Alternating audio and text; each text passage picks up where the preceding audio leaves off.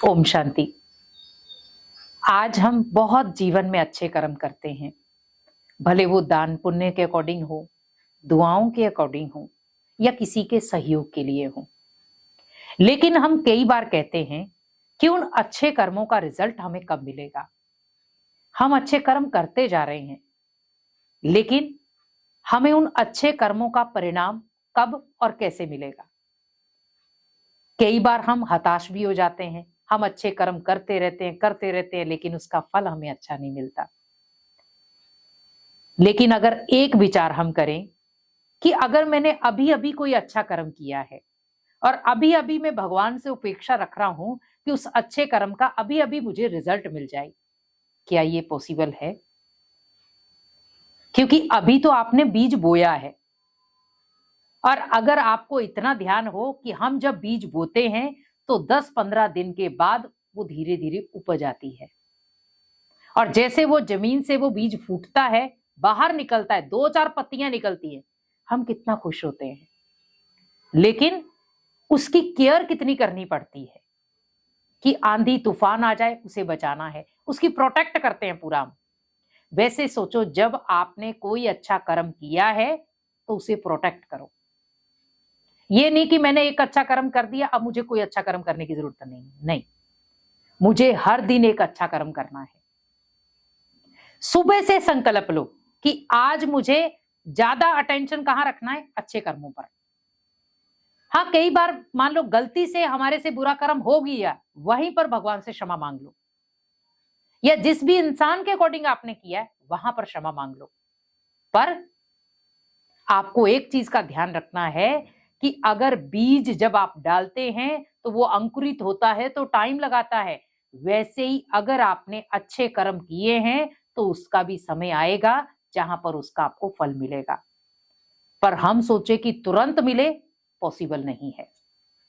कई बार भगवान भी आपकी निस्वार्थ भावना देखता है कि इस बच्चे ने कर्म तो किया, लेकिन उपेक्षा रख रहा है कि अभी मुझे उसका फल मिल जाए।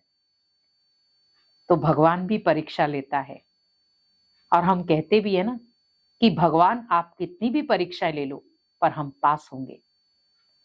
सिर्फ कर्म पर ध्यान दो कि हमें अच्छे कर्म करने हैं, क्योंकि जो व्यक्ति अच्छे कर्म करता है वो जीवन में संघर्ष भी सहन करता है। जीवन में बहुत सारे उतार चढ़ाव भी उसी के जीवन में आते हैं। कई बार लोग सुने होंगे आपने कि हम इतने अच्छे कर्म करते हैं पर कहां पर भगवान हमारा साथ दे रहा है। लेकिन जो बुरे कर्म करता है भगवान उनका साथ देता ही रहता है।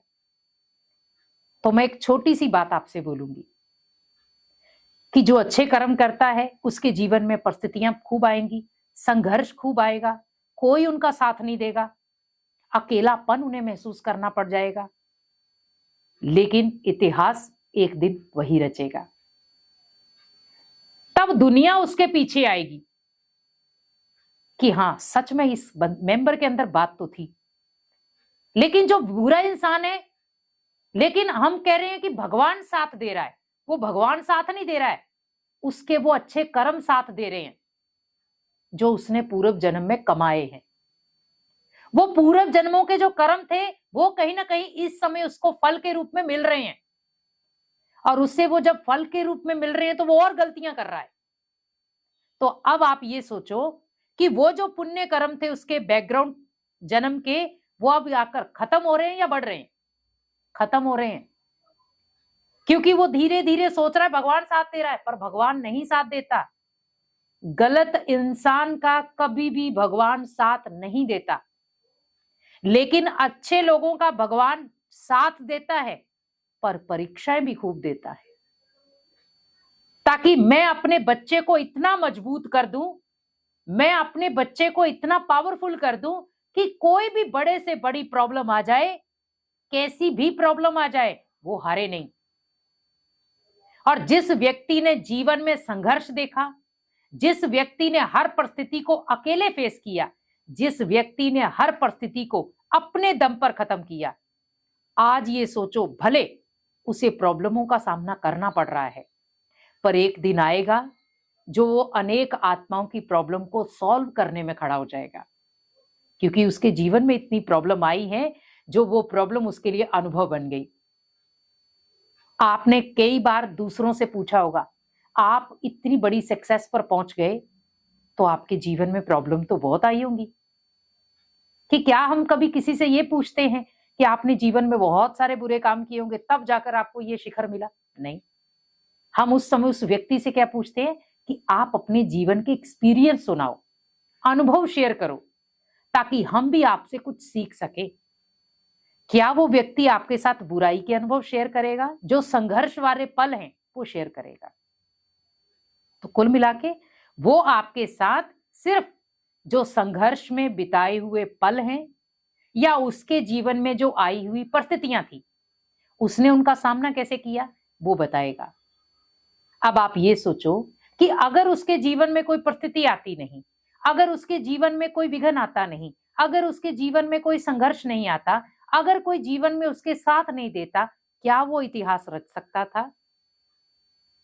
आज जिनको आप लखपति या करोड़पति भी कहते हैं, अगर कभी आप उनके साथ बैठ जाओ और उनके अनुभव सुनो तो शुरुआत उनकी संघर्ष से ही होगी।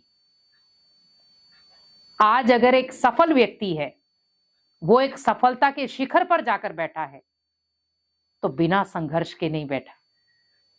उसने संघर्ष की एक गाथा लिखी है, जहां पर परिस्थितियों में अपनों ने उनका हाथ छोड़ा, अकेला छोड़ा। उसके लिए दुनिया उस समय जंगल थी, लेकिन उसने मन में ठान लिया कि मुझे जंगल में भी फूल उगाना है। और जब जंगल में आपने फूल उगा दिया तो आप सोच सकते हैं कि भगवान किसका साथ देगा? फूल का। इसीलिए कोशिश करें कि मुझे फूल उगाने हैं, कांटे नहीं। ओम शांति।